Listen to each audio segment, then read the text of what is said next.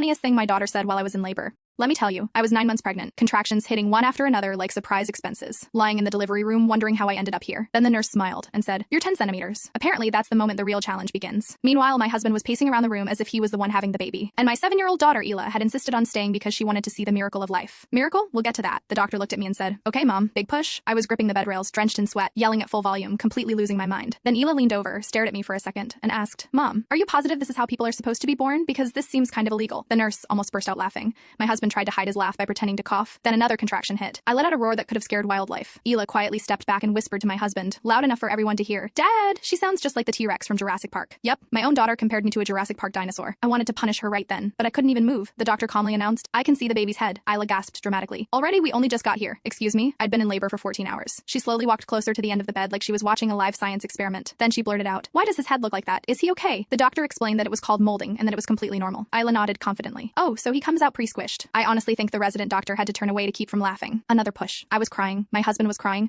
I was threatening to sue everyone in the room. Then Ela looked at her dad and said, "Dad, after this, you owe Mom a mansion." Finally, the baby arrived. He started crying the second he was born. Ela jumped and said, "Wow, he's really loud. Is there a volume button?" The nurse laid him on my chest, and I immediately started crying because he was absolutely perfect. Ela leaned in close, carefully examined his face, and announced, "He looks like Grandpa." Now, my dad is amazing, but that's not exactly what a brand new mom wants to hear. My husband quickly said, "Layla, say something nice." She thought about it for a long moment, like she was negotiating an important deal. Then she smiled. "He's tiny, so he probably won't eat much." Thanks. That was her compliment. Later, while I was recovering, she sat in the hospital chair eating crackers like she'd just made it through a battlefield. She looked over at her sleeping baby brother and asked, "So, when does he start talking?" I told her, "Not for a while." She stared at him for another second. "Great. So now we have a roommate who screams and can't communicate. Awesome." That night, she climbed into the hospital bed beside me and quietly whispered, "Mom, that was actually kind of scary." I smiled and asked, "So, do you wish you hadn't watched?" She shrugged. "A little." Then she added, "But you were really brave." After a short pause, she finished with, "Still, I'm never doing that. If I ever want a baby, I'm adopting a cat." And honestly, after that delivery,